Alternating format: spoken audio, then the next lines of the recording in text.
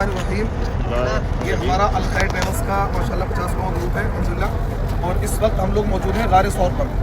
غار ثور کی تھوڑی سی ہسٹری میں آپ کو بتاؤں گا۔ پیچھے دیکھیں غار ثور وہ ہے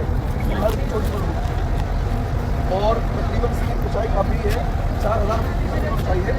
اگر آپ کو کبھی اوپر چڑھنا ہو تو 5 روپے دیں، ہوٹل سے باہر نکلے ٹیکسی والا آپ کو یہاں چھوڑے گا، اس کو واپس کر دیں، اور پیدل پیدل یہ راستہ اوپر ہوا ہے۔ تقریباً 2-2.5 گھنٹے آپ کو لگے گا، آپ انشاءاللہ اوپر پہنچ جائیں گے، تو 2-2.5 گھنٹے اوپر سے اترنے میں لگیں گے۔ یہ فی الحال میں یہاں سے دکھا دے رہا ہوں تو غار ثور کی ہسٹری اور تاریخ یہ ہے، اللہ کے نبی صلی اللہ علیہ وسلم کو جب مکہ کے لوگوں نے ستایا تو اللہ تعالیٰ کی طرف سے حکم یہ ہوا کہ آپ یہاں سے ہجرت کر لیں اور مدینہ المنورہ چلے جائیں۔ مدینے کے لوگ پہلے سے کچھ لوگ ایمان میں داخل ہو چکے تھے،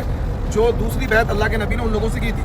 تو مدینے کے لوگ بار بار اس بات پر اصرار کر رہے تھے کہ اللہ کے نبی آپ تشریف لے آئیں مدینہ، ہم آپ کا ویلکم کریں گے، آپ کا استقبال کریں گے، اور ہم آپ کو آپ کے لوگوں کو پیار محبت سے رکھیں گے۔ لیکن انہوں نے کنڈیشن یہ لگائی تھی کہ اللہ کے نبی آپ جب مدینہ تشریف لے آئیں تو آپ دوبارہ کبھی مکہ واپس نہیں جائیں گے، آپ زندگی بھر ہمارے ساتھ رہیں گے۔ تو اللہ کے نبی صلی اللہ علیہ وسلم نے اس وعدے کو نبھایا، حالانکہ اللہ کے نبی کی پیدائش مکے کی تھی، آپ کے پورے آبا و اجداد مکے میں تھے، لیکن انہوں نے ان سے وعدہ کیا تھا کہ نہیں، جب میں اپنا شہر چھوڑ کر آ جاؤں گا تو زندگی بھر یہی رہوں گا۔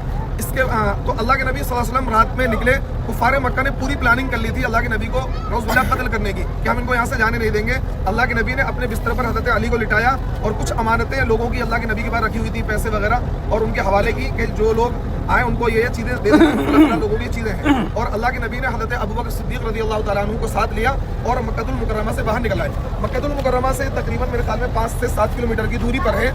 جب یہاں پر پہنچے تو کفار پیچھے تھے، کفار پیچھا کر رہے تھے اللہ کے نبی کو پکڑنے کے لیے، کسی طریقے میں پکڑ کر قتل کر دیں۔ تو اللہ کے نبی صلی اللہ علیہ وسلم آئے اور حضرت ابوبکر صدیق آپ کو لے کر اس پہاڑ کی چوٹی پر چڑھ گئے، جہاں پر ہم کھڑے ہیں یہاں بھی پہاڑ ہوا کرتے تھے، سعودی گورنمنٹ کاٹ کر پہاڑوں کو یہاں پر محلہ باقاعدہ بسا دیا ہے، اور اس پہاڑ کی چوٹی پر ایک غار ہے، اس کے اندر جا کر حضرت ابوبکر صدیق رضی اللہ تعالیٰ عنہ نے صفائی کی، اور پھر اللہ کے نبی صلی اللہ علیہ وسلم کو اپنے سانوں پر لٹا دیا اور یہ کہا آپ آرام سے تشریف فرما ہو جائے، سو جائیں۔ اللہ کے نبی سو گئے، جس کا ذکر قرآن پاک میں ثانی اثنین اذ ہما فی الغار اذ یقول لصاحبہ لا تحزن ان اللہ معنا۔ اب کفار ڈھونڈتے ڈھونڈتے بالکل غار کے قریب آ گئے اور ان کے پیروں کی آہٹ حضرت ابوبکر صدیق سننے لگے۔ حضرت ابوبکر صدیق گھبرائے کہ اب کیا ہوگا، اب تو ہمیں پکڑ لیں گے۔ تو قرآن پاک کی یہ آیت نازل ہوئی جو میں نے آپ کو پڑھ کے سنائی ہے، ثانی اثنین اذ ہما فی الغار اذ یقول لصاحبہ لا تحزن ان اللہ معنا، کہ آپ بالکل نہ گھبرائیں۔ اللہ کے نبی نے کہا کہ قرآن میں اللہ نے قرآن نازل کیا اور یہ کہا کہ آپ ان سے کہہ دیں بالکل نہ گھبرائیں، لا تحزن ان اللہ معنا، اللہ ہمارے ساتھ ہے، کوئی ہمارا بال بھیگا نہیں کر سکتا ہے۔ کفار ڈھونڈ کر آپس